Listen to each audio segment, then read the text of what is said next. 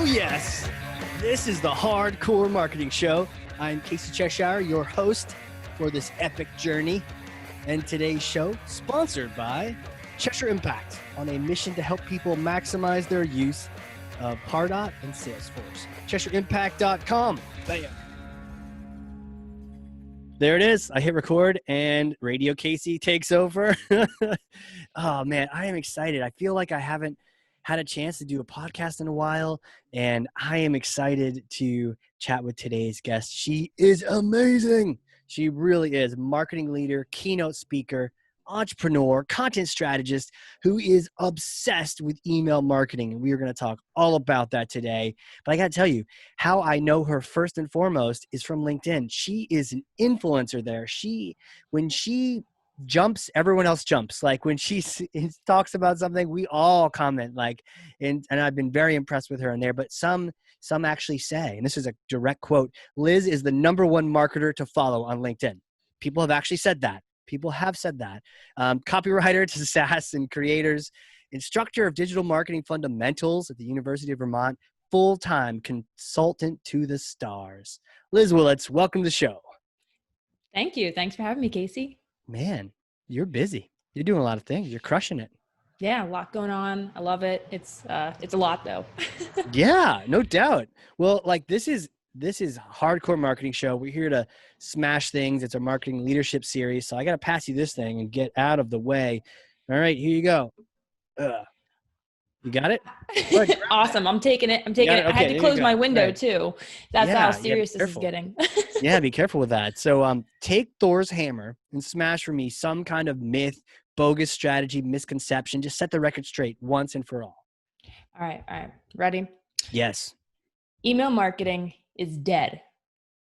Yeah. That's the myth. And it's so funny because so many people say email marketing is dead. And you know who many of these people are?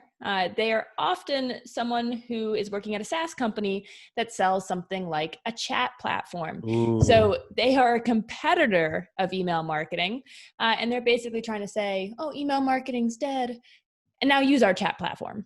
So there is always this ulterior motive when people say email marketing is dead, or they say email marketing is dead. And that's because they just finished buying a bunch of email lists and emailing to their purchase lists. And it doesn't work because purchase lists, 99% of the time, not going to work very well. And then they're like, oh, that didn't work. Email marketing is dead. And it's just not the case. I see it time and again with my own clients. Email marketing is usually their top revenue platform. It's one of the best ways to sell. And it's just so effective because you're building this audience of people who know, like, and trust you.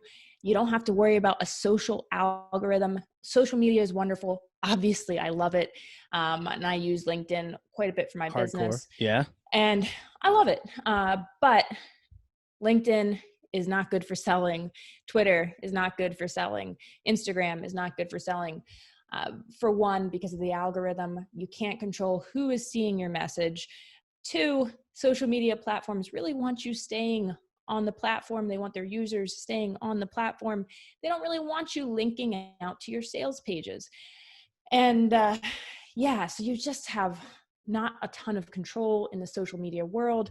LinkedIn tomorrow could change your algorithm and decide, we don't really like what this person's doing, or we don't really want to run our algorithm this way anymore. And then your posts will stop getting traction. So there's just a lot of lack of control in the social media world. I think it's important, great for creating attention, but you need email. Email is the conversion channel. I just finished working with a client who they have a massive Instagram following. And they thought that most of their sales came through Instagram. We did a launch of their product, of a new product for them. And I think it was 6% of sales came through Instagram, and nearly 70% came through email marketing. And that kind of blew their minds because they also, on our first call together, they said to me, well, email marketing, it's kind of an outdated channel. Are people really using it? Does it work? And I was like, yes, it works. Let me show you. Outdated channel. You know, like you brought up, and you've said this a couple times, the algorithm on the social side, you're not in control. And I wrote down like algorithm, not in control. It's so weird, but so true that we got to watch out for the vendors selling strategy along with their product, right? Like use my this, use my that. And there's a lot of channels out there, and the ones that you have control over, you can probably count on one hand. And email is one of them. You know, email, it's up to you. If I want to email, I send you an email. Now, if you don't like it, you can bounce, and that's good call. But I like imagine we send an email and it like spins a wheel, and it's like, how many emails are going to get delivered today? You know, and it's more than just, do you look like spam? It's just like, nope, guess what? Today, 50%. And tomorrow, oh, do you want another 50%? You have to pay $1 per email address. Like, how wacky would that be? But it's like, why do we like emphasize these channels with like barely any control? Like SEO is one of them too, like social. Right. Algorithms, people are in control. What is it about those that make those seem so sexy? Whereas like email, it's like, oh, it's outdated, but yet it's the one that gives you the most control. Like, what do we think? Are we drinking something? What's going on? Well, people might often make the assumption that, well, I don't like receiving emails and emails frustrate me. And, I get all these spam emails, so no one else does either. And that's a big mistake to make as a marketer, to assume that your audience is the same as you. And also keep in mind as a marketer that we pay extra attention to marketing. We're looking at it, we're focused on it, we're watching it. Consumers are a bit different. And all of the research actually backs that email marketing, consumers prefer it, because what happens in the social media world is people are on social media often to get content from their friends, and they're not often in a buying mood. They're not going on there to buy. Whereas an email, that's something that people expect. Usually those are more business and transactional messages. So it's more expected. And yeah, but I totally agree on the algorithm thing. The algorithm can be such a huge issue, and it is for me on LinkedIn, because sometimes, I'll have a post that gets very little traction that I expect to do well. And it could be that the content's crap, but sometimes, No, not from you. Come on. yeah, but I'll tell you, the algorithm has a big impact. It's just weird because some days will work way better than others. And you're like, really? This post got that much traction and this other one didn't? So it's kind of weird. But then with my email newsletter and with my clients' email newsletters, I know what to, like, the statistics, like the averages, you know what to expect before you send an email. Like, I know what we can expect as far as an open rate and what we can expect as far as a click-through rate based on the historical averages that they have. So you know what to expect. And it's just much easier to rely on, because I can say, hey, we get an average open rate of 40%. We're getting an average click-through rate of 8%. If we promote this product to this audience, here's what we can expect as far as sales. Right. And that is just not the case with social media. Social media is great for building an audience, but ideally you want to get that audience onto your email list. Right. So they each have roles to play, but when in doubt, like we're driving them toward the one where we have control. I still remember when people were driving Facebook likes on their company page, whatnot, for a long time. They're paying huge dollars to Facebook. Great, let's grow our community.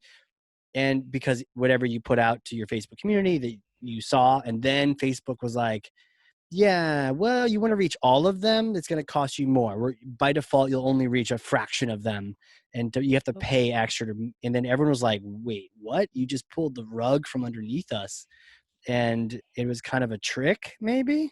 Yeah, I remember No. that because I was young in my career when that all started happening, because I was at a company where I was running much of their marketing, and I convinced the leadership team, like, hey, we need Facebook likes, we need people liking our business page. Yeah. Let's pay for sponsored posts. Let's pay to get people to our Facebook business page.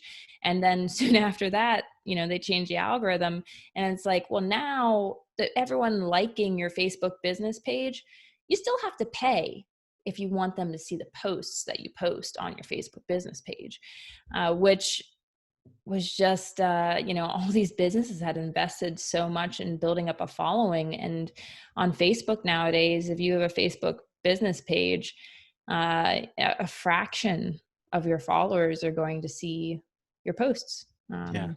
And it's pay to play. Like TikTok? What's your take on TikTok? Oh, so side story on TikTok. Yes. Yes, TikTok please. is highly addictive. So I got TikTok recently, well, probably like a couple months ago, and it's dangerous. I end up in like the constant loop Totally. of videos on TikTok. It's extremely addictive.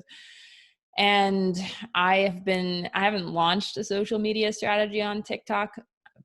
Part of the reason being, everything that's going on with TikTok right now and the potential acquisition and what's happening there. And again, that's another risky area because you could have this massive audience on TikTok, which is great. If you have a massive audience on any social media platform, you can monetize that. That's awesome.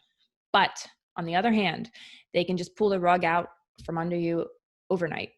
So if TikTok, is banned in the US, these US influencers on TikTok are screwed. And you better hope that they have marketing channels on multiple platforms, not just on TikTok, because that's their entire business. If they, let's say they quit their job because they're making thousands of dollars on TikTok, which is very possible. And then, TikTok gets banned and that's all they had. And they never built their email list. They never built a following on anywhere else. And, at that point, they're in huge trouble. So my take on TikTok, I'll probably start getting on there and seeing what I can do because there aren't a ton of marketers on there. There aren't a ton of businesses on there. So a great place to get in early. That worked for me on LinkedIn, getting in early, posting before everyone else is posting. And also going in and doing new things on a platform that's changing or that a platform that's new. So I do recommend to people to get on TikTok, but anytime you're on any of these social media platforms, you need to have strategies to get people onto your email list. Because if TikTok shut down tomorrow, and let's say LinkedIn shut down tomorrow, and I have about 20,000 followers on LinkedIn. If they shut down, hello to all of them listening. I hope they're listening. Yes. If it shut down tomorrow, and I had to somehow figure out a new platform. I have an email list. I can email my email list, be like, hey, I'm done on LinkedIn. Come over here to Twitter or come over here to TikTok. Wow. And that's the power of an email list. If you don't like what your email marketing platform is doing, you can export your email list and hit the road. It's yours. And that is not the same with social platforms. That's so powerful. And the risk, so bringing up TikTok, like there is risk to that platform. And it's like a great case in point to your whole argument here, your whole myth smashing, which is you never know if some company, like you would think, okay, the normal risks, well, what if Microsoft buys it? Or what if, they change or like Facebook you and they make you pay to play or something like that. That's a risk. But who would have ever thought like the president of the US may ban you in this country, or because your data servers are in China and we're not really sure what you're up to, like you're probably not researching that on all your lead sources. So it's like a massive risk to have any foot too firmly on any one of these platforms, instead driving them to email. Tell me, where do you drive them to? Is it your website, or tell me about how people sign up for your mailing list? Yeah, so I recently created a lead magnet called How to Get Benchmark Busting Open Rates. And so a lead magnet, for those who are unaware, is a freebie you give people in exchange for subscribing to your list. If you work in B2B and in many B2C industries as well, it is extremely effective to have a lead magnet. I created this How to Get Benchmark Busting Email Open Rates. It's on my website at lizwillits.com under the free guide tab. So if anyone wants to get it. There it is. But I created that because everyone asks me about open rates. There are a lot of misconceptions about email open rates. People don't understand how email open rates are actually tracked. Everyone just focuses on email subject lines, and email subject lines are important. They are your hook. They can get someone who might not open to open, but they are just one part of the equation. Email deliverability is a huge part of your open rates. So is your preview text. So is your historical relationship of a subscriber. If you've lost your subscribers' trust over time, it doesn't matter what your subject line is. They're not going to open it, and they probably will unsubscribe at some point. So there's a lot that goes into open rates that people never recognize or work to improve. And that's what this guide goes through. It also shares some tips for email subject lines. I created that guide because of how many people ask me about email open rates. And I share that guide on LinkedIn every so often. And that's one way I grow my list. Mm-hmm. And it's also on my website. So every day, I haven't promoted it for a little bit, but every day I get new subscribers who just go and find it and sign up for it. A lot of people share it with other people too. Yeah. So that's my recommendation on a lead magnet. People think, well, if I just create this lead magnet, everyone's going to sign up for it. And the lead magnet doesn't need to be any good, because I got them. Once they give me their email address and they see the lead magnet, they're stuck anyway. I have their email address. And I don't know if people think about it in exactly that manipulative way. Yeah, some do. But a lot of people also just kind of create a lead magnet really quickly because they just need to get it up there. But I would recommend investing some serious time in your lead magnet, making it amazing, because for a few reasons. One, people are going to tell everybody about it. If it's this really amazing free resource, they're going to share it with their friends, which is going to grow your list. Two, this is your first point of like building a relationship with a new subscriber. If you give them something crappy, they can easily assume that all of your other content is going to be crappy too. It's not giving them a good reason to open future emails. But if you give them this guide or this resource that they're blown away by, and it kind of makes them think, whoa, this like free piece of content is this valuable, then that's going to help get them to open and click on future emails. It's going to build a relationship, and they're going to be really thankful for that and look to you for more content like that. So one of the big mistakes I see is people kind of write it in when they create their lead magnet. But instead, I'd create something really high quality. I'd even have a beta group who reads it and gives you feedback, revise based on the feedback, even use some of the feedback as testimonials for the guide. But yeah, don't create a crappy lead magnet. That's your first impression of your content for your audience. So blow them away. So true. I was just thinking about an example where I'm like marketing automation. I love it. And I was curious about that plus AI. And so I Googled it. Sure enough, an ad came up, marketing automation plus AI. Read our paper on this. And I was like, sweet, that's what I'm looking for. Like, I was curious. I am curious. So I filled out their stupid lead form and I got the paper, and it was designed well, but it was absolute rubbish. There was nothing in there. And I being in the business knew that this was like a fluff piece. They did exactly what you're talking about. In the first impression, I was like the dating analogy. The first date was terrible. It's like they used someone else's photo on the site or something. And so I was really kind of pissed because I felt tricked. I felt like, okay, you got my email, but I'm going to unsubscribe from you instantly. And you know what, of course, happened too is the next day, some poor inside sales rep called me. And I was like, oh, I remember you guys. Yeah, brand recognition's there now, 100% in my brain. Like, you guys, and I didn't say this to the person, but like in my head, I'm like, you guys suck. And so I told the person, your paper was terrible. I felt tricked. I really am not interested in anything you have to say. So maybe you bring that feedback back, and I was nice about it because I realized they're just trying to do their job. But for their marketing team, I was like, screw you guys. Like, come on. And it's so true. And I don't even remember their brand, but if I ever bump into it again, I'm just not interested. It's like the terrible, so the people, to your point, that want to sacrifice, like, oh, we'll get them in the door.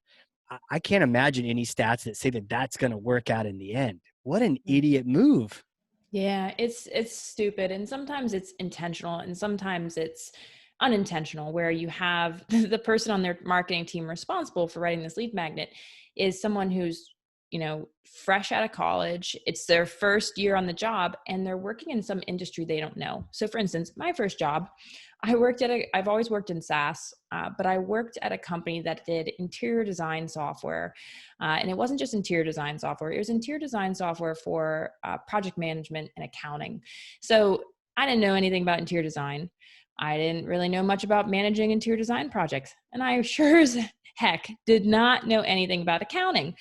So as a content creator. Wait, you were their content writer?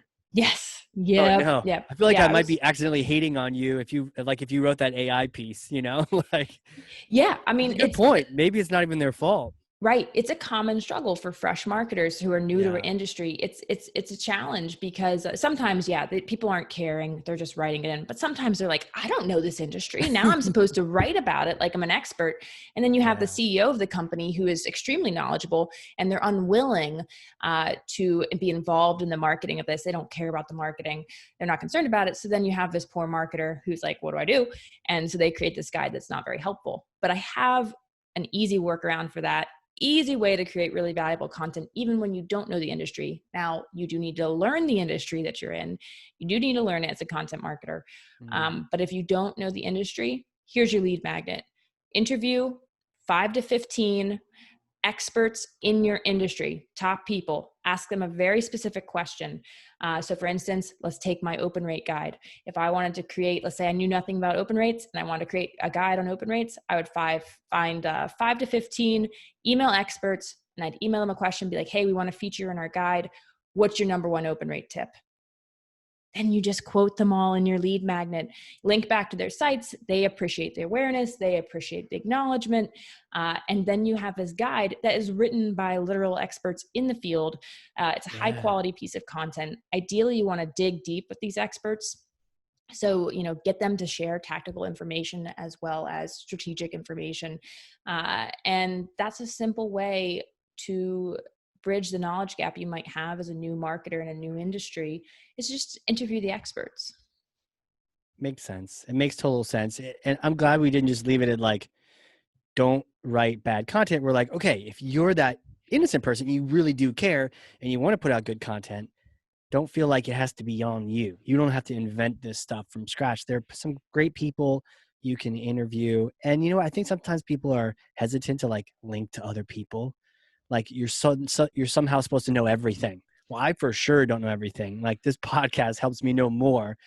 So it's not about you, the podcaster or the content creator. It's about where did you learn this from? And if you can help people out by, if that AI piece instead you had done and said, here's what industry experts we asked them all. Here's what they all say, including our own CEO or something. Here's what they all say on AI plus marketing automation. That would have solved the problem. That really would have. I think I should to email them and be like, hey, go listen to this podcast. Maybe you should hire this Liz gal because she knows what she's talking about. You tell them. Yeah. And you can be strategic about it. You don't have to interview your competitors. True. True. You can interview people who, if they end up promoting this piece, which they're likely to do because they're featured in it, then their audience is aligned with your audience. So them sharing it can really boost your own audience. That's a great point. So be strategic about it. So let me ask you about, because you kind of teased us with it. And the reason I asked you about that magnet is I want people to go fill that out. For sure, the 20,000 people that came from LinkedIn listening to your episode need to all go convert, get off of social and get onto your email list. But also for the opening guide, like, do you throw out some tips now to kind of like tease everyone in terms of what they can get, they can expect to get with that lead magnet? And then I want people to go do it because I want them to see the mechanism of how you're doing it so that we can just emulate everything you're doing in that way. Right. Yeah. So tease the guide. You want some like tidbits from it? Oh yeah, for sure. Tell me about it. Open rates, delivery. Okay. So most people don't understand how open rates are tracked. So big section from the guide is talking about how open rates are actually tracked. And people are like, well, I don't care about that. I don't really care. But it's really important because open rates aren't accurate. They aren't actually 100% accurate. Email marketing platforms, who are the ones giving you these open rates, they don't actually have, like Gmail, Yahoo doesn't tell them how many people are opening the email. And Gmail and Yahoo and other internet service providers don't want them to know. So email marketing platforms had to come up with a solution to figure out open rates without the people who actually know the open rates telling them. So what they did was they put an invisible image in every single email. And if that image loads, then it's tracked as an open. Now, you might understand the big issue with this. A lot of people have image loading turned off by nature in their inbox preferences. And so they might be opening every single email, but on your end, it looks like they're not. So a big thing that I talk about in the guide too is making sure you're deleting disengaged subscribers. But you've got to be careful when you're deleting disengaged subscribers based on open rates, because some of them might be opening. And so in the guide, I give a solution to that and how to run something called a re-engagement campaign that's going to help you remove disengaged subscribers from your list, which is really important, but also make sure you're not accidentally removing your most engaged people. And let's see. Oh, something else I share from the guide that people love. You know, I talked about how subject lines aren't the most important thing in open rates, but they are important. So I share, I think it's 7 fill in the blank formulas for subject lines. So it's kind of like Mad Libs where, Oh, nice. yeah, so where people can just fill in to the blanks to customize the subject lines to their business. And these are just a couple, the 7 will give them quick wins and then also give them inspiration on creating their own formulas and what goes into creating a convincing, compelling, like psychologically motivating subject line. Do you have any tips on the subject lines? Mm. Or like Yeah. to-dos or don't-dos? Yeah. So first off, don't be clickbaity. And what I mean by clickbait is you have a subject line that is merely intended to get opens.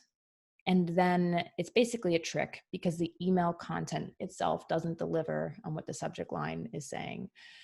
And clickbait subject lines are problematic because they degrade trust. You know, if you're getting people to open, you're giving them this knee-jerk reaction to open your emails, and then they open it and they're disappointed immediately by what they see inside the email because it's not the subject line is clearly just clickbait. You're losing their trust. You know, it's you're losing their trust, and they're going to be less likely to open future emails, and they're going to think you're kind of scammy. So you can use exciting, interesting subject lines that grab people's attention. You just need to make sure that the content delivers. So one of my clients, I did a subject line for them. That was the subject line was, and they're 2 food bloggers, and they're part of the face of the company. And the subject line was, "It's uncomfortable to admit this." And a very emotional subject line. It's uncomfortable to admit this. Sounds like, whoa, there's a big reveal about to go on here. And the open rate was in the 80 percentile. I think it was like 86% open rate. And people want to know the drama. Yeah, people want to know the drama. But when you use a subject line like that, the content needs to deliver. Yes. Otherwise, you're hurting the trust that your audience has placed in you. So you can only use a subject line like that in a situation where the content can back it up. And so the content of the email was talking about the founder's own story about how it was uncomfortable to admit, but they had worries. They're a plant-based vegan blog, but they had worries about raising their own kids on a vegan diet, even though they're telling everybody else, live this plant-based lifestyle. And so that was the story inside the email, and it went into the product they created to guide parents on plant-based foods. So it was it was actually a sales email selling one of their products, and it had an 86% open rate. And then how you can tell if your subject line is clickbaity but not delivering is if the click-through rate is really low. But the click-through rate in this case, I think it was like nearly a 40% click-through rate. Jeez. So, that's, a way for me to feel really confident that people didn't feel it was clickbait, but realize that the subject line was actually a part of this story. And if you can start telling a story in your subject line that people want to know the ending to. That is a great way to get people to open your emails. So that's one tip I'd recommend. Boom. If there was Yeah. a quote, if this got quoted and thrown on LinkedIn, that might have been it. The idea of telling a story with your subject line, and then it's one that they want to, wow. Wow. Have you said that before, or did they just? I've been thinking a lot lately about the idea of stories, but I don't know if I've actually said that Well, direct that is line gold right before. there. Thanks. Thanks. That goes Yeah. on your next subject line. But like, it opens the book, you're convincing people to open the book. And then, I mean, this happens with books too. I mean, everyone's talking about books with COVID these days. It's like, what are you reading? What are you reading? And if they can't capture you with that first couple of pages, people may not be in. I know there's some books where like, oh, you really got to read like 9 chapters to really get into it. It's like, yeah, but most people aren't going to do that.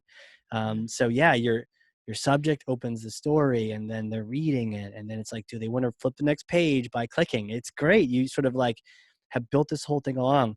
My question to you is, you mentioned trust a couple times, where it's like, we've got this relationship we've started. We've talked about the bad first dates. Tell me about the trust you build or hurt with your emails. You've mentioned this several times. There's almost like this untrackable thing we have going on behind the scenes that maybe we're not really taking in consideration, Yeah. So it's really important to build trust with your email marketing, and every email marketing strategy that I create, there's an element of it that is about building trust. Trust is important because in this world we live in, where everyone's trying to sell us something, and we live in a digital world now too, where we're not at the store holding the product, talking directly to the salesperson. Often it's e-commerce sales, or it's a service-based business that's trying to sell people, and you might have a Zoom meeting with them.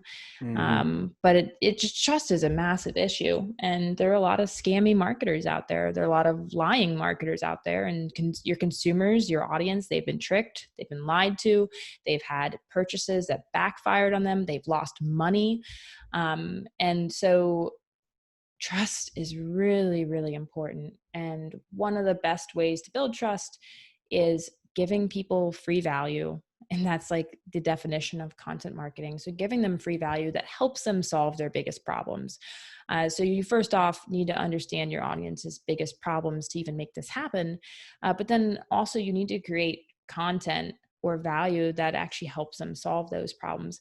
And when you help people solve their biggest problems, when you answer the questions that have been driving them nuts, and you do that for free, and you do it in a really thorough and helpful way, it builds a relationship, and it creates reciprocity, where people are grateful for all the help you've provided to them. So they're more likely to want to help you or want to buy your product. So what I do in email marketing to make that happen is, usually I'll have an automated welcome series where the first bunch of emails, all those emails are focused on doing is providing massive value to the reader, and I have to understand the audience enough to know what are their biggest problems, and then basically I help solve those problems with content in the welcome series. And it's really effective at building trust. It also encourages people to continue opening and clicking on emails, because they realize how valuable those emails are. And on the LinkedIn level, I put out free content all the time. I have never sold my services on LinkedIn, yet people come to me asking to do work with me from LinkedIn all of the time, and I've never had to sell them. And it's because I put value on LinkedIn. People appreciate that value. They also start to realize, oh, she knows a lot about email marketing. And then the next time that they have an email marketing project, they're like, oh, Liz. And, she's always on there on LinkedIn providing this value. And the same thing with my email newsletter for my subscribers. They might not buy. I sent a newsletter yesterday. No one's knocking on the door after that newsletter being like, oh, we're ready to buy. But after a few newsletters, after giving value, that's when people will, they'll just come to you. And you really, I encourage having sales emails in your automated series. But when you produce really great content, people come to you. and they want to work with you, and you don't really have to sell as much when you're building a relationship and you're providing true value. Yeah. Wow. It's one of those metrics that, again, we maybe doesn't have a hard number in the CRM next to the person, but you sure it's almost like dark matter, right? Apparently it's most of the universe is dark matter, but we can't see it, but really it's driving a lot of things. Same thing. It's like the dark matter of email marketing is like the trust and the value you're creating. And you're perfect example on LinkedIn. You're just creating value for people. And you buy from people you trust in the end. And so, Yeah. it's so critical people mind that, pay more attention to that. Where do you see things going these days? With Crazy email world. We're marketing? almost out of our 2020s, so we can maybe 2021 will be amazing. So what kind of things do you see coming around the bend, around the corner, that we should be excited about, or what kind of opportunities have you been really zeroing in on? Yeah. So in the email world, big one that I am like obsessed with and can't wait until it becomes more mainstream is AMP for email. And that AMP stands for Accelerated Mobile Pages. You don't really need to know that. But what AMP for email does, like a one sentence description of it, is it's making emails more like websites in their functionality.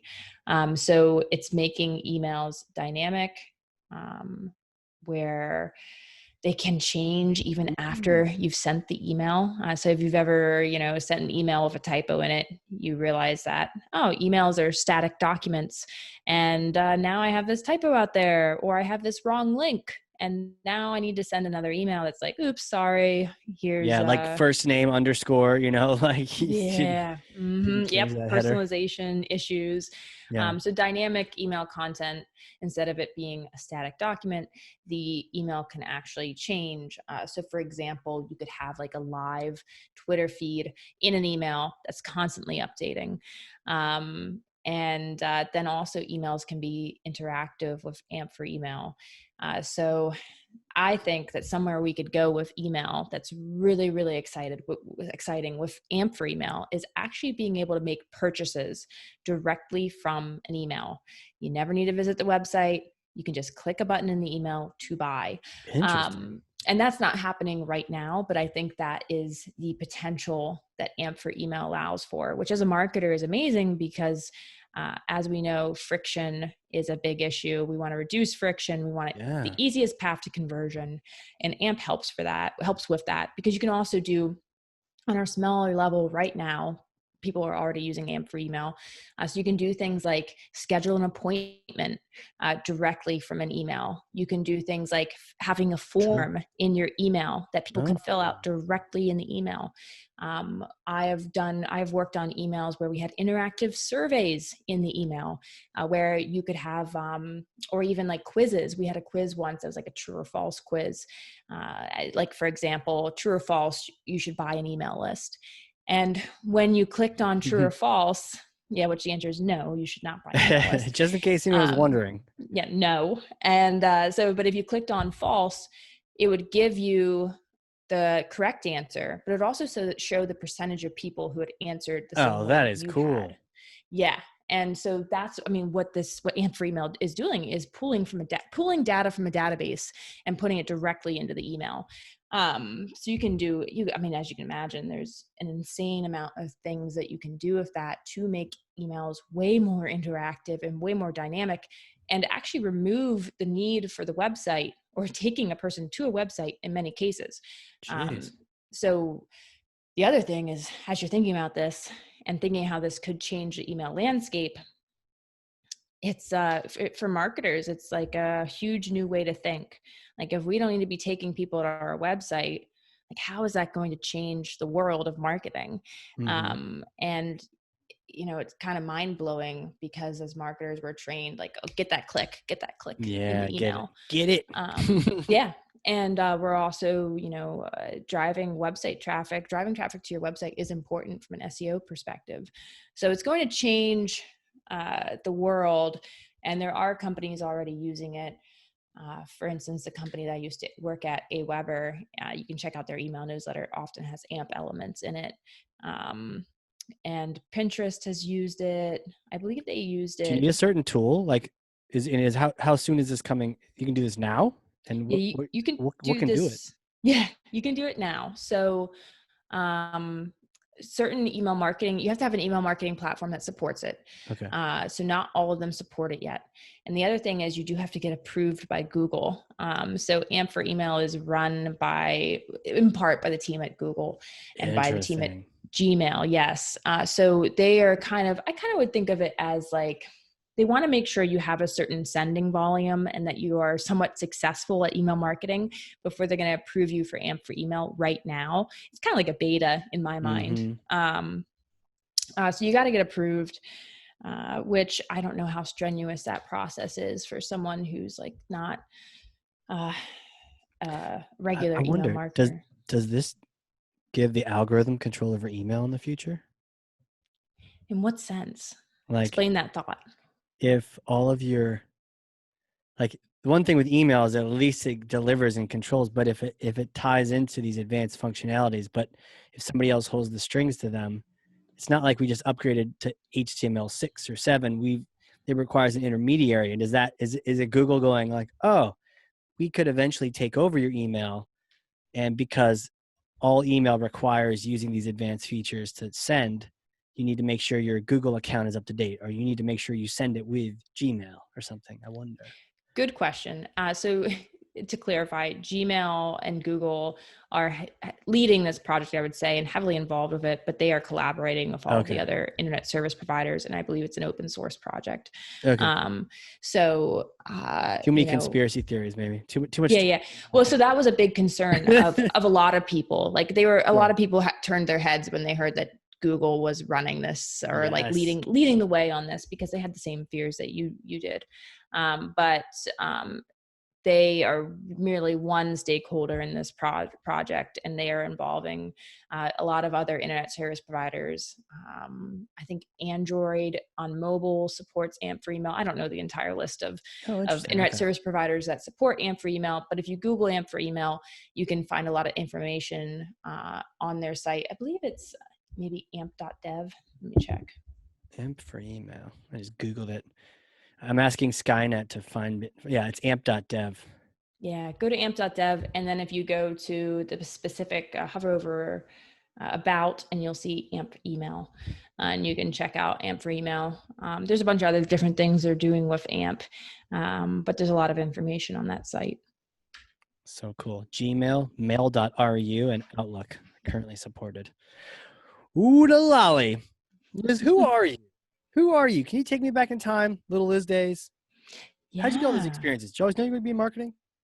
Did I always want to be in marketing? No. Okay. So, wow. So I've always had a passion for, like, I always loved to read, like obsessed with reading, kind of a book nerd, read all the time growing up.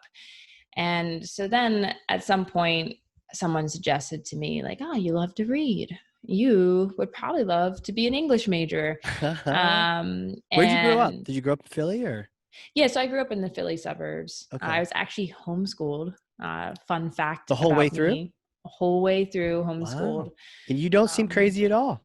I know. And it's funny because I used to have such a worry about telling people I was homeschooled because of the stigma around it, and the stigma in high school when I would hang out with other high schoolers who went to public school or private school or whatever. There's just a lot of stigma around it, but happy to talk about it now because I think, well, first off, the schooling that you go through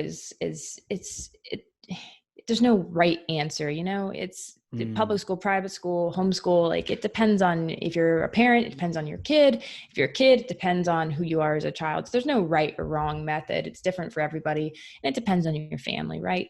But I really appreciated being homeschooled now because I think it first off taught me to teach myself, because often when you're homeschooled, you don't have a teacher sitting there for every single subject you learn. Right. So I learned to be a self-learner and be able to teach myself other topics. I'm not really good at listening. I found this out in college, but I'm not good at listening to a lecture for 60 minutes or whatever, because I'm used to going and reading the material myself and figuring it out. And so Sure. I'm much more of I learn through reading. I don't learn through listening. And so that was one big part of it. The other thing about being homeschooled is you just kind of, I think differently now. Like the things that everyone's like, well, this is the way it should be done. I'm like, well, why? Why is that the way it should be done? Yeah. And that's kind of homeschooling is that same thing, because most people don't homeschool. And to homeschool or to be homeschooled, you kind of have to think, well, no, we don't have to do it that way. And so it really helped me to be a free thinker, which I love. And I think that's one of the reasons I felt comfortable starting my own business, in my 20s, when a lot of the corporate world wants to tell you that you can't do it, you won't make it, you Wow. need your company. Because, as being homeschooled, you're just awfully independent. And so I've always felt this, I hate like the 9 to 5 world, where it's like, well, you're going to sit at this desk from 9 to 5. It doesn't matter how productive you are in that period, but just sit here. Yeah. And that to me that's just School's such a just like that, right? So do you yeah. think you've always felt like that, or did it help that you didn't have to put up with that in school? Because I think a lot of us like get desensitized to the fact that you got to sit here and be miserable. And I used to play with my pen and make it like a spaceship on my desk, so that I was like have something to do in Well, class. side note, I used to do that same thing Did you? with pens. Yeah, you could like turn them into like toys overnight. Like Yeah, you especially just if they had a cap. Like the cap was like the extra shot. Like cap was like Elon Musk's space shuttle, and it was docking with the booster, and you're like anything you can do. Yep. Yeah. I actually would pretend my pen was like a superhero. So Oh, no way. quite an Okay. imagination. But yeah, that is, I'm pretty sure the big reason I've always hated the 9 to 5 world is because when you're homeschooled, school ends whenever you're done. Yeah, it does. And you can get as done as quickly as you are motivated to get done. And you Yeah. learn very quickly that, oh, it is much better to be here productive than to be here sitting, because, we would end school often at noon. You Yeah. don't need to be in school until 3 when you're homeschooled, and you can work at your own pace, and it's productivity is what matters, and what you're producing rather than the time that you sit there and produce. Now, if you were sort of sat down, did you have any brothers and sisters doing this with you? Yeah, I had 2 brothers who Uh, were also homeschooled. Interesting, because there's like sample size, right? So, what kind of student were you? Were you the one there where they could sit you down with like a homeschool assignment, and you would just do it, or did they have to like make sure you enjoyed it? Like, what kind of were you a good student even though it wasn't in the school system, or were you kind of that more of that rebellious thinker? Like, who were they dealing with when they were working with you? I was mostly a good student. Yeah. Yeah, I mean, like there are certain subjects which I hated, and I remember, certain times of, Which ones? What's your least favorite? I hated geometry. I think that was, Oh, the I maths, liked like it's the only math I liked. yeah, I appreciated algebra, like the first year of algebra, Sure. and then the second year of algebra, I was like, no, thank you. Nope. Toss it. Yeah, but I always loved pretty much every other subject. Any Sure. subject where you can read the material and learn it, I've never had too much of a problem with. Whereas math, it's a bit of a different logic to it, and you can Sure. learn it, but it was harder for my mind. So I was a pretty good student, and I was pretty much my mom. Like in high school, my mom would be like, "All right, just go do school," and I would just go do it. Oh, that's Um, amazing. Did you finish yeah. early? Because I feel like it's so much more efficient. It's weird because we're doing the homeschool now with our kids, because of the whole thing, and you get a chance to see. You're right. We're done by noon too, and it's really cool to see. But it makes you think, like, wow, what else could you get done? Did you just like blur through it all, or No, so I graduated at a normal time. I was like normal time? a year Okay. ahead. Yeah. But it wasn't because I started school early. It wasn't because, I worked massively fast. But that is one Yeah. thing I would do with my own kids if I decided to homeschool. Not necessarily have them graduate early, because I think there's a maturity thing that I would like Yeah. my kids to have when they go into college. Agreed. But I would have them take something you can do when you're homeschooled is you can take community college classes Huh. as your homeschool classes, but they count for college credit. So what you can do is get all of your like basic classes out of the way before you go to college. And as you know, everyone knows how expensive college is. So this could actually cut a year off of college or allow you to double major and use that time really well. And basically, I mean, you're just doubling up because you're doing your high school classes at community college and getting college credits. Wow. Yeah, I could see that being the case. And so you did eventually go to school for English? Did they talk you into it? Yeah. So I went to college and I went for my English major and a communications minor. Initially, I was just English, but then everyone started asking me. They're like, so you're an English major, so you're gonna be a teacher. Oh, You're gonna teach English. And I was like, no, I hate that idea. I hate the idea. I just do not like, teachers, you are amazing. Good patience of work. saints. Yeah, it's incredible. Yes, you're amazing, especially now. But that's not for me. The one thing I am envious of teachers for is the summer off. Yeah, Um, right. yeah, but they had to work their butts off to get that summer off. But yeah, so everyone, was telling me, oh, you're going to be a teacher, you're an English major. And I didn't know what I wanted to do, but I knew that was what I did not want to do. Right. And so towards junior, senior year, content marketing was starting to become a big thing. And I could write. And I realized, wait a minute, like this is a great way to use my English degree without becoming an English teacher, like a creative way to use it. And that was when I picked up a communications minor and the business focus at college and started working towards becoming a marketer. And it's funny, content marketing was kind of still new on the scene at that point. Back in, it was probably like 2011, 2012. Yeah. And it was still relatively new. And so you tell people, I want to be a content marketer. And they kind of look at you funny, like either they didn't know what it was, or they're like, that's a fad. That Yeah. is a fad. It's not Gonna going blow anywhere. over. It's not a long-term thing. Yeah. Yeah. And so ended up pursuing that, got a job, graduated with my bachelor's degree, and then got a job at a SaaS company doing like as a marketing generalist basically. But I told them going in like, hey, content is what I want to focus on. So they put me in charge of, they're a small company, so they put me in charge of like their content. And it was fun being a marketing generalist because I learned what I liked and what I didn't like, and I got to touch on some of these different areas of marketing. And so then that's what got me into the content marketing world. From there, I took another job specifically in content marketing at Aweber, which is one of the world's biggest email marketing platforms, which is how I got so into email, because I hung out for years Email all day, every day. Yeah. email nerds. All of us were email nerds, and we just loved it and saw with all of our customers how much of an impact email marketing can have on a business, and how well it can help a business grow. And so that's where I learned the ins and outs of the email world. It's kind of like it's kind of like meta in a way. And that's how I became super nerdy on such a random marketing area.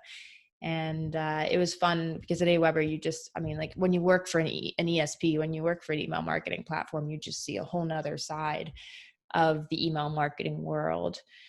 And so I worked for Aweber for about 5 years, and then I left back in June to start my own business. And I love having my own business. It's amazing. So hope that divests is a good version of the story. No, it's awesome hearing the background and the different steps. And so I have a hypothetical for you. You get to go back in time. I have a time machine here in Nashua, New Hampshire. And we'll brush off the cobwebs and the squirrels, get them out of there. You get to go back in time and you get to meet yourself after college. After college.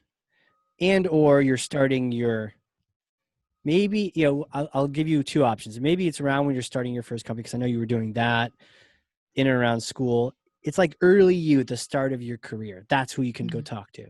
What kind of advice would you give yourself? Oh, You personally, you get to go meet you.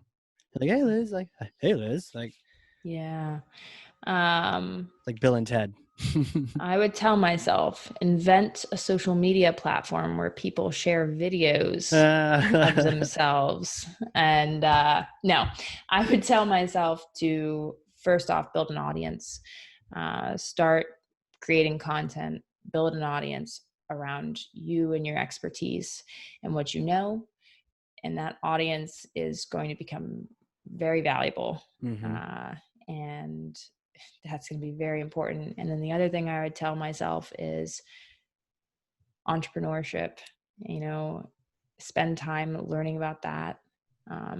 That's the place to go to get freedom, where your dreams will never be limited, because they could be anything, and maybe they'll fail and fall flat on their face, but they could be anything, and no one's telling you no for a reason, other than it's you, or you're the person that's going to hold you back.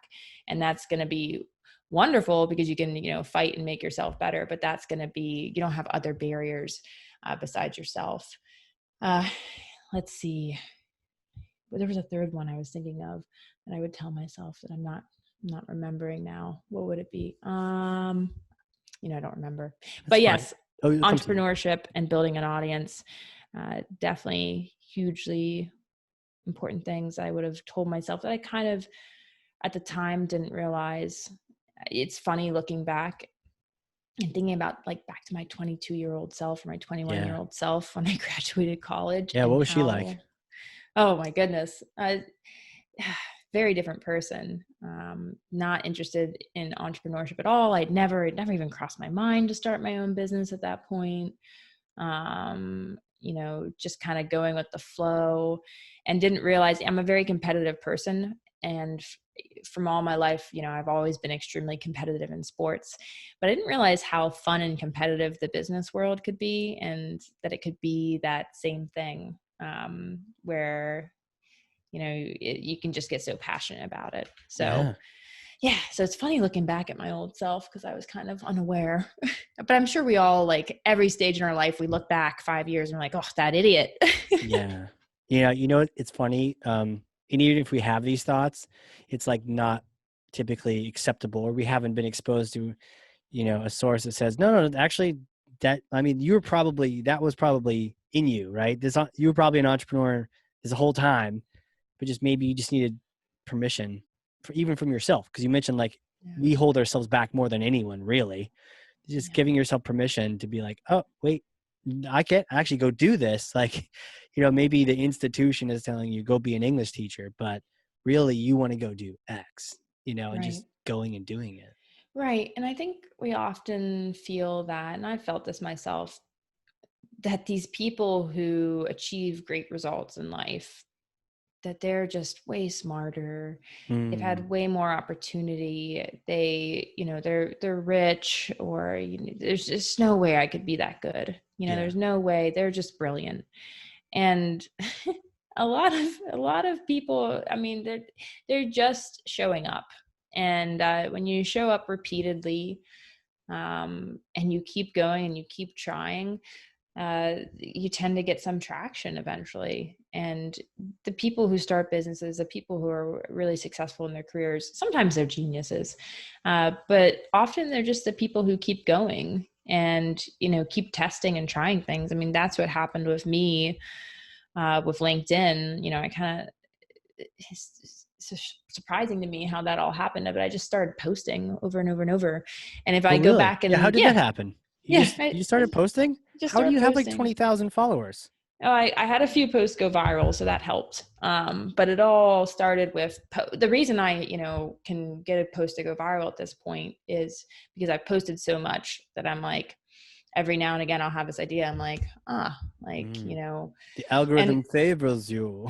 yeah, yeah. I mean, but that was just like, I had no idea what I was doing when I started posting on LinkedIn. I was just Yeah. randomly posting, and if I go back and look at my first post, it's like, well, like that's awful. But um Yeah. And I mean, part of it too is just being authentic and sharing true stories and being open and, um, you know, caring and thinking differently. I don't know. There's a lot of different things, but yeah, I think imposter syndrome is pervasive.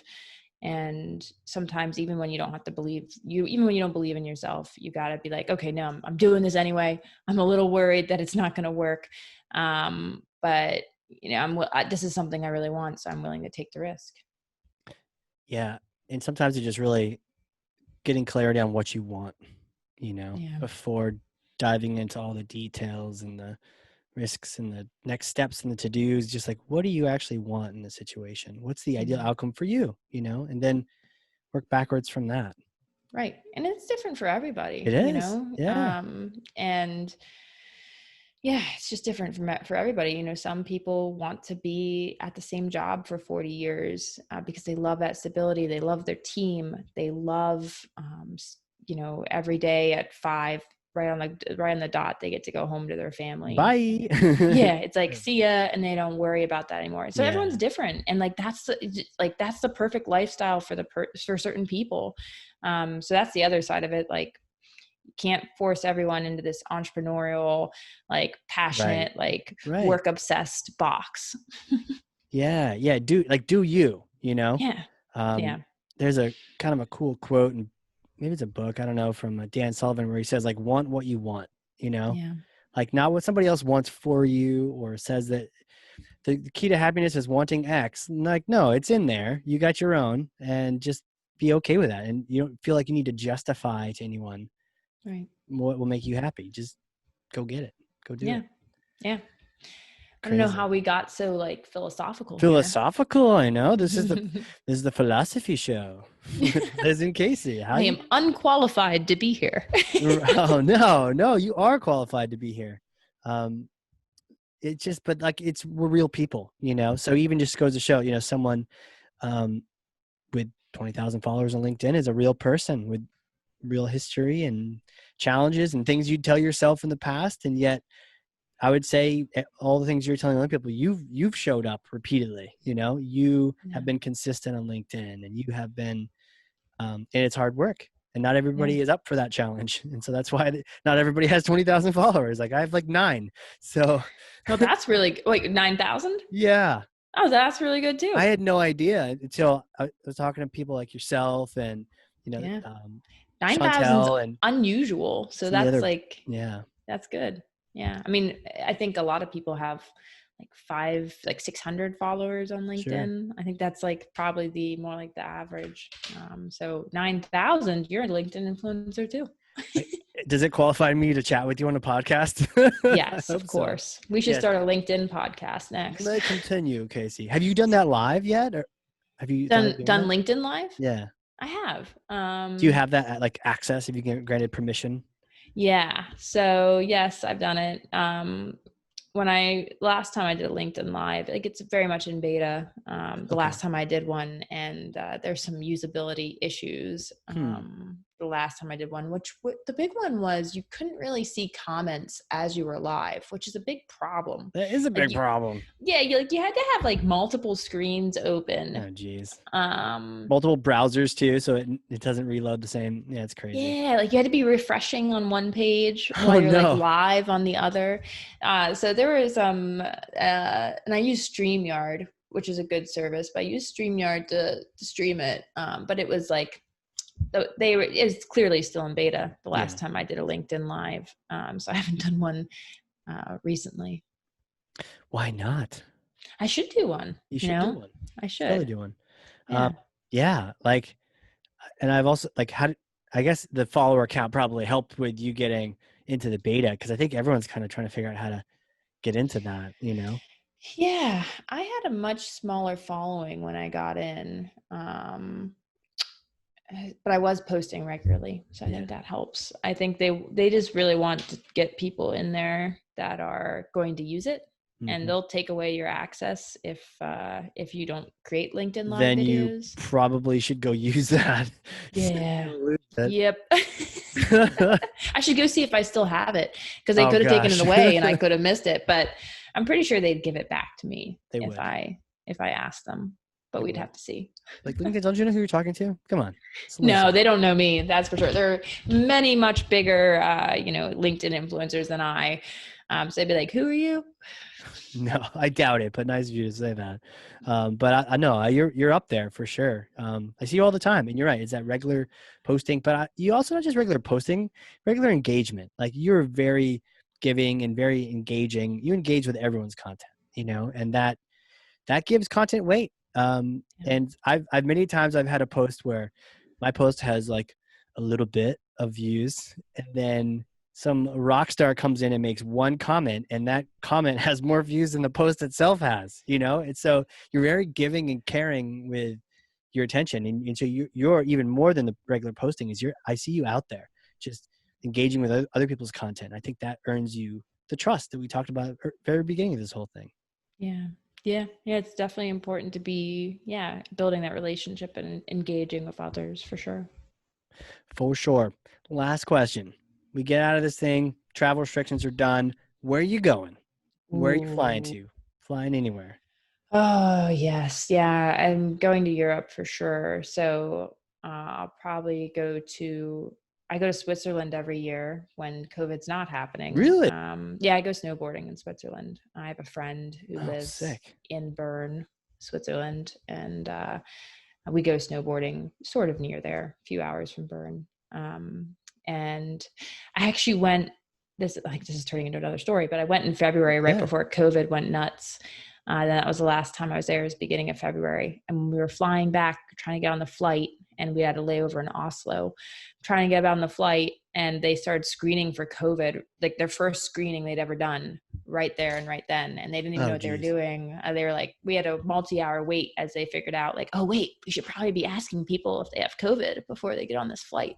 Oh, the Um, transition period is always gross because nobody knows what they're doing, and, yeah. and the workers haven't really been told, and there's not really good SOPs, and they're just like, wow, Yeah. that's kind of crazy to be traveling at that time. Yeah, that was nuts. So yes, Switzerland and then Malta. I've been wanting to go to Malta. Have you been to Malta? Where is No, that, like south Mediterranean? of Italy. Oh, I mean, that sounds like a good place. Oh, is that island south of Italy? Yeah.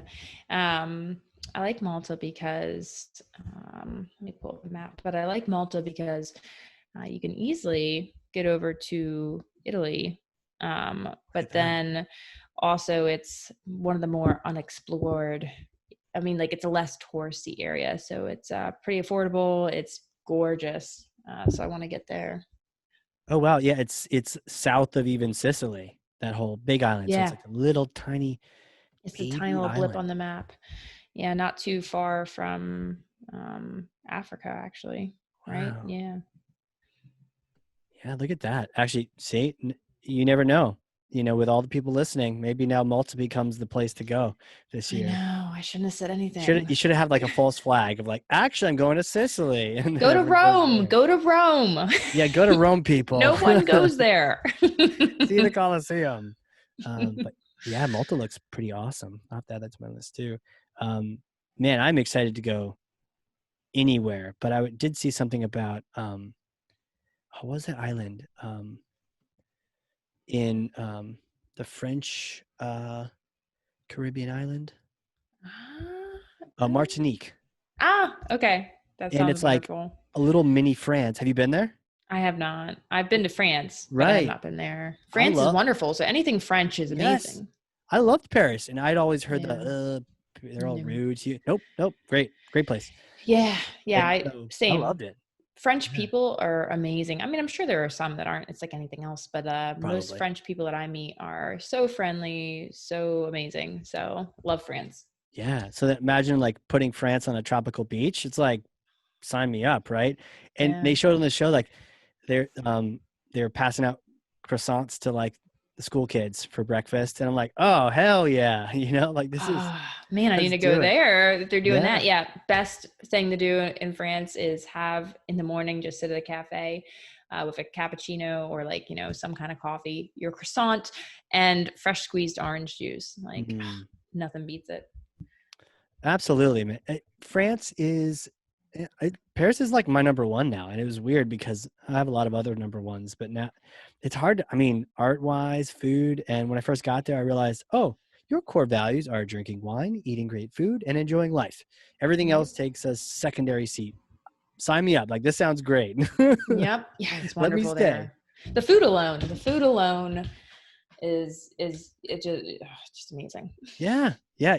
Even rando places, like it was funny. I was like stressing. I don't know why I was, but I was stressing like, where are we going tonight? And like, what restaurant can I find? What do the reviews say? It's like, you're fine. Like the caliber is the standards are so high that even if you like pick the wrong place, you're probably going to be wowed, Yep. Yeah. Yeah. Like even their worst places are like better than half of the U.S. restaurants. Sorry, U.S. Yeah. Sorry guys. Man. So yeah, it'll be great to get out to some place somewhere, but Malta Yep. sounds, you'll have to report back. Will Maybe do. throw some things in your LinkedIn stories. Are you using those? Yeah. I just started using LinkedIn stories. What's your take on that? Should we be skeptical or should we just use it? Definitely use it because like Yeah. I said, get out there, start using the stuff, be one of the first people using it. Yeah. That's a great way to build an audience if you're one of the first. So definitely recommend jumping on it. It is strange though, because like it's kind of like your personal, professional, like it's getting a little bit more, unveiling a little bit more, Yeah. which I think is great, because in the professional world, great on one level, because in the professional world, we're told, oh, be very corporate and don't share anything personal. And the problem with that is then no one relates to anything we're doing, Nothing. because people relate to experiences they have had, and then similar experiences that other people are talking about, and that kind of that moment of like, I'm not alone, someone else Yeah. feels the same way, someone else went through the same thing. That's what we relate to, humanity. But like, in marketing and corporate marketing, we're often told, no, be very professional. And that's messed up.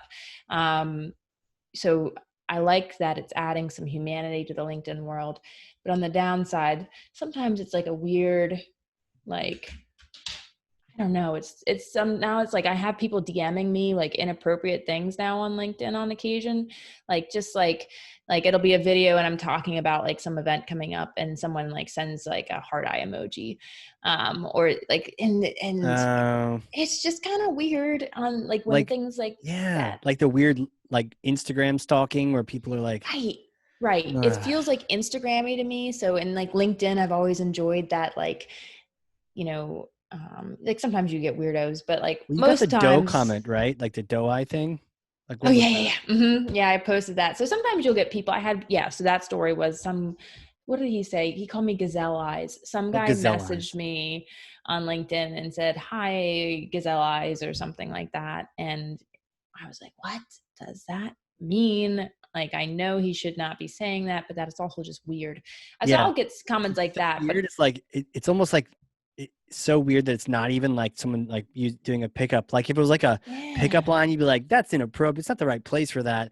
But it's just so weird beyond that. You're like, is it just, was it like a different nationality or something where the person was like, maybe that's a compliment in their country or Yeah, I something? think culturally it might have been a compliment in their country. Were they from Malta by I don't chance? know. I don't even know. But Oh God.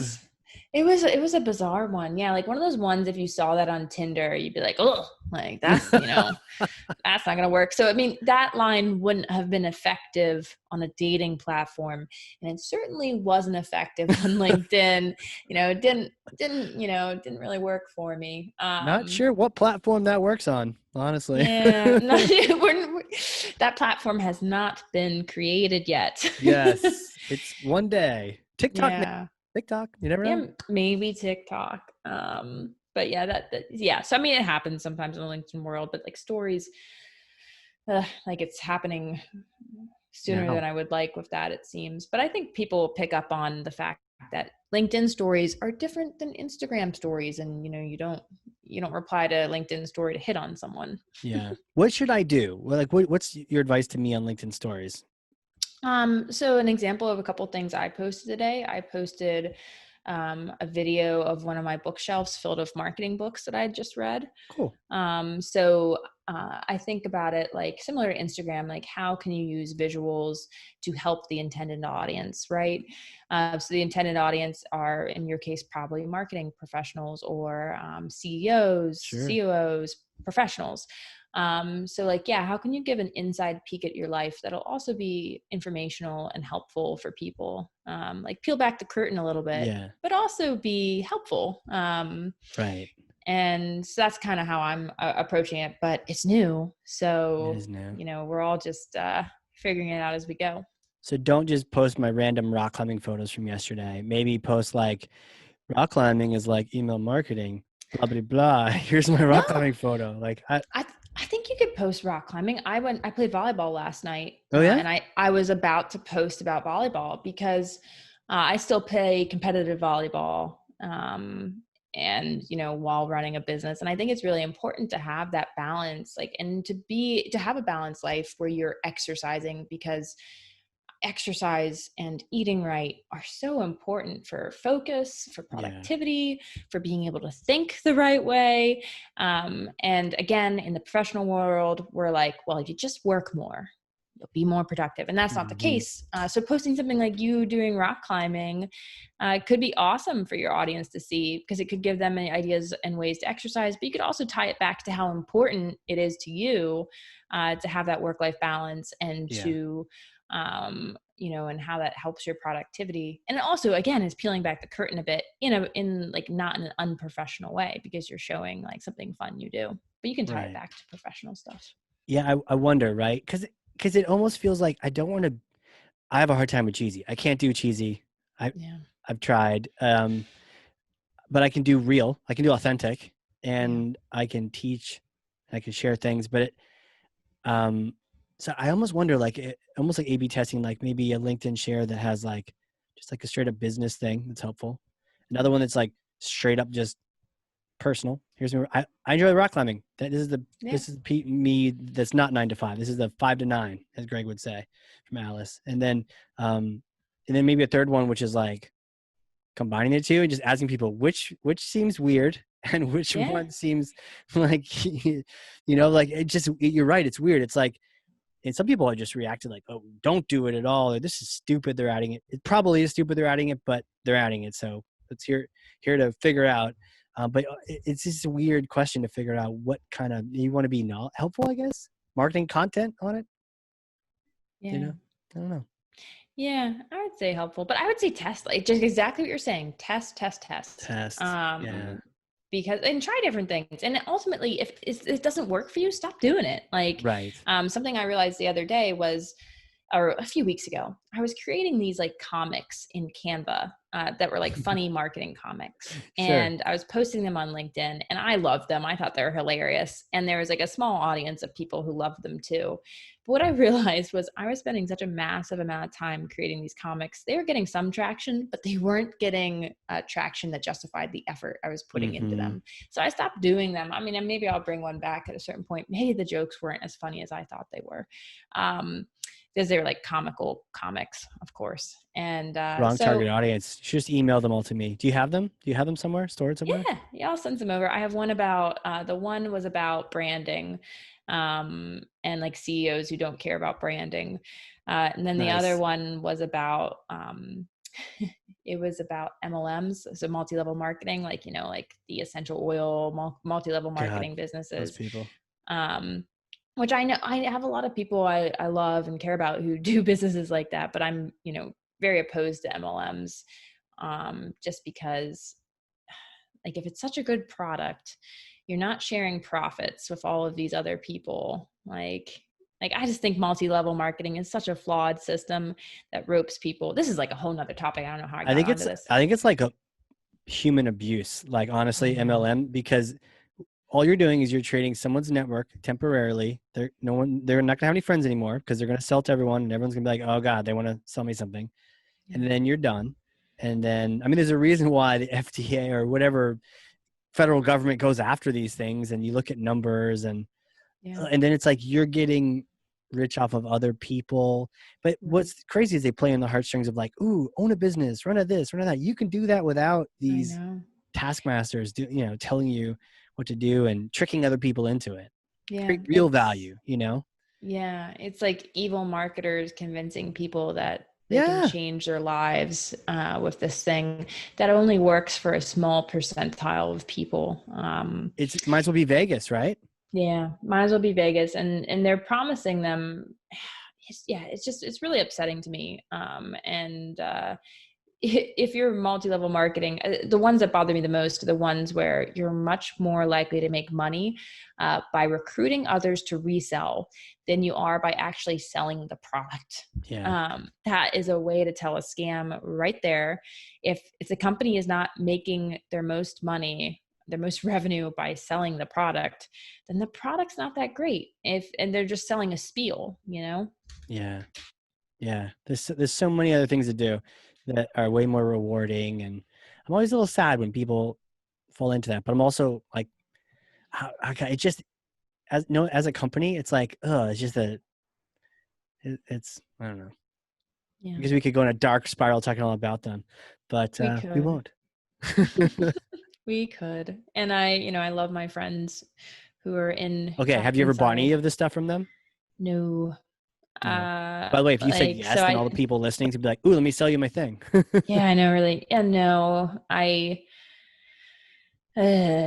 yeah, I would have to be like, are Girl Scout cookies an MLM? I bought Girl Scout cookies. Okay, sign me up for that. I'm okay with that. But then again, they don't promise the people that they're gonna they just get to go to camp for free or something. And, that was a joke, but I love Girl Scout cookies. But no, I haven't. It's a good question though, purchased. right? But does it if you were to examine it in the structure, it's Right. fundraising for organization. Now, Yeah. if these places were we're fundraising for organization, you're not actually gonna make any money. We might send you to camp or get you a free magazine, but that's it. That'd be more honest, Right. And Girl Scouts is for profit, right? Aren't they for profit? No, not they're for not. profit. They're nonprofit. No, Well, yeah. I bet though their C-suite is making bank.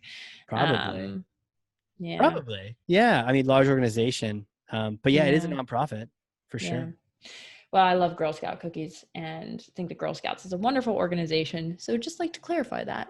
Yeah. Clarify. Did you know that a lot of local grocery stores have knockoffs that are actually pretty accurate? Really? Yes. Hannaford up here. I don't know if you have those guys down in Philly, but Hannaford's has every single kind. Has the Thin Mints, my fave, and then has every other kind. And the Thin Mints are spot on. Like they raided the factory and took their recipe. Wow. I love Thin Mints. That's dangerous. And it's not like $5 a box for 4 cookies anymore. So yeah, I love Thin Mints. You know what I love even more? Are those Pillsbury slice and bake cookies. You don't slice them anymore. You don't slice them. You're right. They should. That was half the fun. Is you get that weird roll and then you slice it. Yeah, I always love that. And I love it's coming up, but I love the ones with like the Halloween jack-o'-lanterns on them and the ghosts. Yeah. And then the cat, I think they have cats. I don't know how we got into this again, and then they have the Christmas ones that come out. Those things are bad for me because I buy them. They're completely bad for you, but somehow they fit the season perfectly. Yes. As long as it's sometimes food, as we tell the kids, this is sometimes food. This is a Sesame Street thing. This is a sometimes food. We should probably have a theme on that with marketing. These are sometimes channels. Yes. These are not all social media is your sometimes channel. Yes. Yeah. Well, hey, where can people connect with you? You've thrown out the lead mag, but throw out your site again. So throw out some social platforms. Where can people reach out and say hi? Yeah. Not send you creepy messages. Yeah. So lizwillits.com. That's LIZWILLITS.com. Cool. You'll see a tab there to get the free guide. You can also contact me there, but also check me out or follow me on LinkedIn. That's where I share the most content. You can find me under my name, Liz Willits. It's Liz-Willits on LinkedIn as well. Boom. There it is. Thank you so much for coming on here. This has been fun. It's fun to interact with you on LinkedIn and then the real person. I guess you're real either way, but to talk to you live is just a real treat. So, thank you so much for coming on here. Thanks for having me, Casey. It's been just a really fun conversation and fun to nerd out on marketing with you. On everything, MLMs, Girl Scout cookies. That's what the show's really about. We should rename it. Yeah, the Girl Scout cookie marketing marketing podcast. I'm sure the Girl Scout Nonprofit attorneys would have a nice cease and desist. Oh from yeah, us they about- would be after you, but you could just name it a provocative name like um our Girl Scouts, our Girl Scout cookies and MLM podcast. Oh, And then you like just this episode, name that, and then no, name the entire show that, and then you just investigate beyond the Girl Scouts, like all of these like MLMs. It's probably not a good title. that's at all a for great idea. Do you podcast? Have you thought of like doing that? Yeah, so I'm sort of in the works of starting a podcast. But investigating the MLMs is not it's a good idea. So someone should do it. There's someone listening. Yeah. Someone should do it, but that is not a dark tunnel I want to go down. Right. MLM investigates. Episode 1, Yeah. Girl Scouts. Or Girl Scouts. I know, we just picked on them. Well, hey, for the people listening, if you learned something, and I freaking know you did, because I have 2 pages of notes over here, front and back, ran out of paper, couldn't keep it in line, share this with someone. LinkedIn is a great place for that. Tag Liz, tag myself. Don't just share the episode, share your takeaways. And that's how you start a conversation. That's how Liz does it. And you just start a conversation. We'll comment on there. We'll join in your conversation. But that is what thought leadership is all about. Do that. Share the episode with one other person. 98 people, 3 people, whatever. Just share it. Get those thoughts out, and tell us how you feel about it. And with that, Liz, you are a rock star. Let's hang out. We'll get you back on here later on. Thanks again. Thanks for having me. All righty. For those listening, this has been the Hardcore Marketing Show. We will catch you all next time.